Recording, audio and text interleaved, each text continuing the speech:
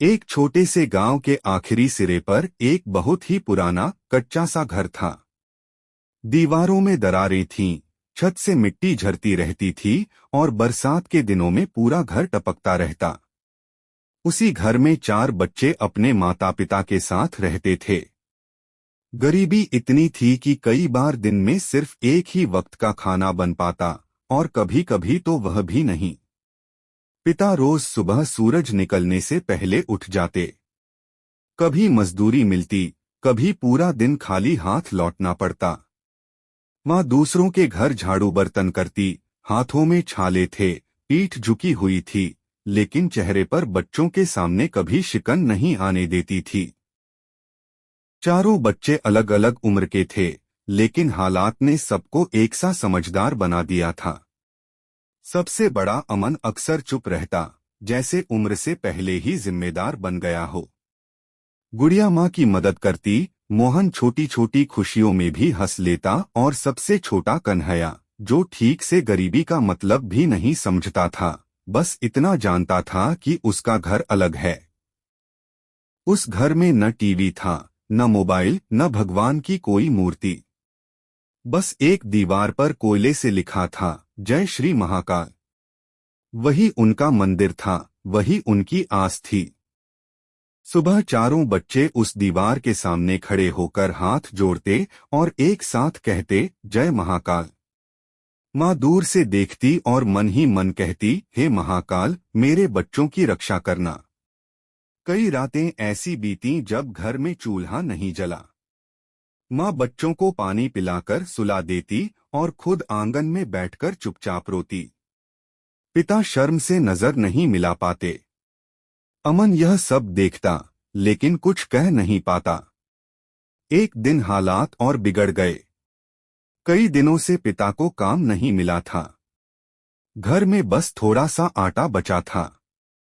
माँ ने 4 पतली सी रोटियां बनाई और बच्चों के सामने रख दी। खुद नहीं खाया। एक दिन हालात और बिगड़ गए। कई दिनों से पिता को काम नहीं मिला था। घर में बस थोड़ा सा आटा बचा था। माँ ने 4 पतली सी रोटियां बनाई और बच्चों के सामने रख दी। खुद नहीं खाया। गुड़िया ने पूछा, माँ आप नहीं खाओगी? माँ ने मुस्कुराकर कहा, मेरा व्रत है बेटा। लेकिन बच्चों को सच समझ आ गया था। उस रात घर में अजीब सी खामोशी थी। कोई ज्यादा बात नहीं कर रहा था। रात गहरी हो गई। सब सो गए, लेकिन सबसे छोटा कन्हैया चुपके से उठ गया। वह दीवार के पास गया, जहां महाकाल का नाम लिखा था। उसकी आंखों में आंसू थे, आवाज कांप रही थी। उसने कहा, महाकाल, मम्मी रोती है, पापा परेशान रहते हैं। अगर आप सच में सब देखते हो तो आज कुछ कर दो। वो बच्चा ज्यादा कुछ नहीं जानता था, लेकिन उसका विश्वास बहुत बड़ा था। उसी रात आधी नींद में दरवाजे पर हल्की सी दस्तक हुई। पिता घबराकर उठे। दरवाजा खोला तो सामने गांव का एक आदमी खड़ा था। हाथ में राशन का बोरा, कुछ कपड़े और थोड़े पैसे थे। आदमी ने कहा, पता नहीं क्यों, आज मन बहुत बेचैन था। नींद नहीं आ रही थी। लगा किसी को बहुत जरूरत है।